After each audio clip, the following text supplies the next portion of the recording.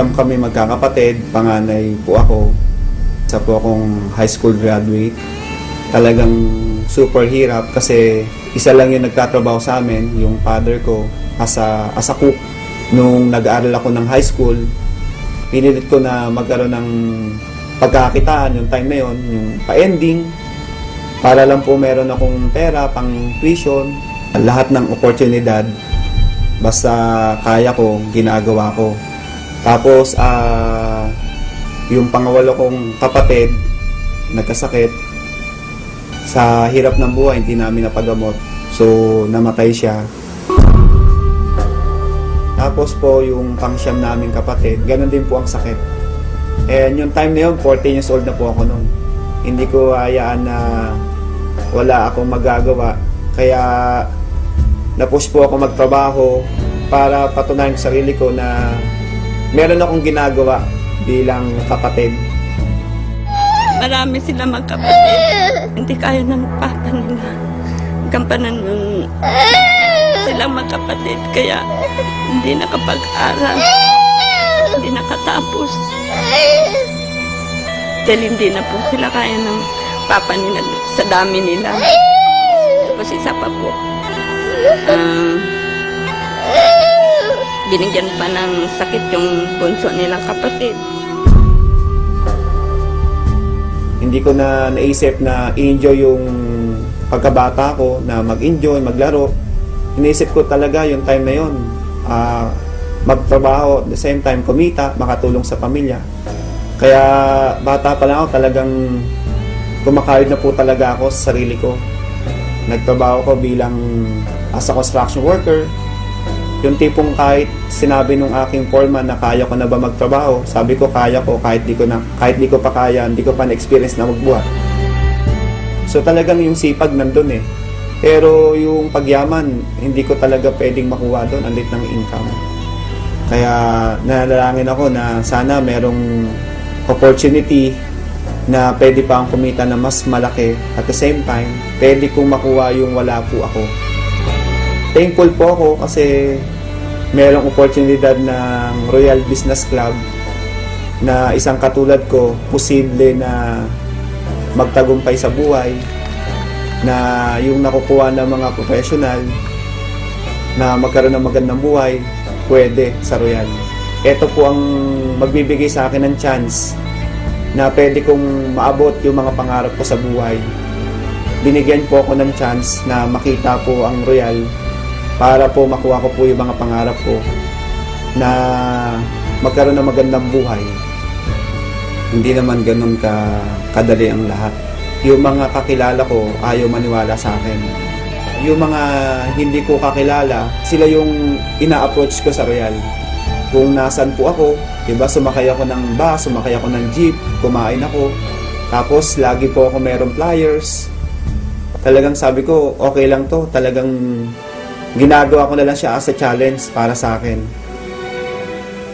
Hanggang dumating sa time na merong taong naniwala sa akin. Ang maganda po doon, nakita nila yung pakisama ko. At ayun po yung naging dahilan para po gawin nila ang Royal. Nandun po talaga yung sinseridad ko na tulungan sila para po magawa nila yung tama yung negosyo ng Royal. Kaya yung nagsisimula po ako, yung unang mga naniwala sa akin, yun po talaga yung unang tinulungan ko at hindi ko pinabayaan na hindi sila maging successful para po makuha nila yung mga pangarap nila sa Royal. Kaya ngayon po, yung mga pangarap ko, isa-isa ko na pong natutupad. Ngayon dahil sa Royal, yung pangako ko sa magulang ko, natupad ko po na mabigyan po ng bahay. Yung pangako ko na sarili ko na magkaroon din po ako ng tirahan, na hindi po nakikitira lang po o nangungupahan. Nagkaroon po ako ng sarili kong bahay at lupa.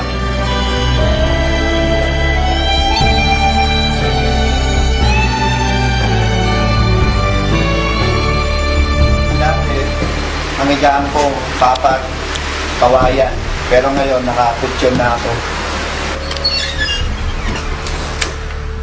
Isang room.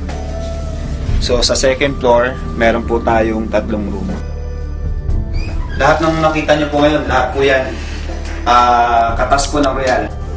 Tapos po, nagkaroon po ako ng pangalawang sasakyan, brand new. Yan ko, yung kulay white Montero, pangalawang sasakyan ko na nabili sa Royal. Tapos po, after 5 years, hindi ko po ito pinangarap, pero sabi nga sa Royal hindi po bawal managinip. So masasabi ko, itong pangarap na nakuha ko, ito po yung panaginip na pangarap. Pero dahil sa Royal, yung panaginip na pangarap ko nagkatotoo. Nakabili po ako ng sports car 911 Turbo Porsche. Kaya sa Royal, hindi mo ina-expect ipagkakalob sa'yo, kahit di mo pangarap, matutupad. Hindi po ako mapaniwala na isang katulad ko, nagdadrive po ako ng sports car. Kaya thankful po ako sa Royal, sa Panginoon, kasi binigyan po ako ng magandang resulta. Sila po yung may daylan o may plano po neto, bakit ko po nakuha ito. Ang laki ng kita ko na binibigay sa akin ng Royal, na imposible po sa labas na pwede kong kitain yun. Kaya yung mga pangarap ko, sa loob ng 5 years may get, talagang lahat po natupad ko na po. So maganda doon, kumikita ka na sa mga products, the end of the year, bibigyan ka pa ng Royal ng profit sharing. So nakakatuwa, binigyan pa ako ng 142,998. Yeah, tapos ito po yung mga ticket ko sa Europe. Tapos yung sa taas po is South America. Ayan po yung travel namin sa Brazil. Ngayon lang po nangyari sa buhay ko to na makapunta na iba't ibang bansa. Hindi po para magtrabaho, para lang po magbakasyon at sightseeing, mag-enjoy. Papunta na kami Barcelona! Kakaiba. First time makapunta sa Discover Madrid. Pantay-pantay sa Royal, na kahit high school graduate lang po ako, pwede kang maging top earner. Noong 2009, overall, naging top 1 po tayo. And 2010, naging top 1 uli.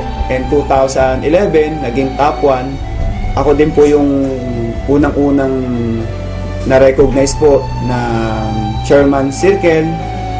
At ako rin po yung kauna-unahan din po na nakapasok din po sa Movers and Shakers. We know today that it is Mr. Arnel Salazar who made it first in the Movers and Shakers circuit. Para sa lahat, at lalo na sa mga katulad ko rin, tuloy lang kayo sa ginagawa natin sa Royal. Pagsipagan lang natin kasi naniniwala ko na sa Royal Business Club na po tayo. Ito na po yung right vehicle. Darating po yung time, magugulat na lang po kayo, nandyan na lahat po yung pangarap natin.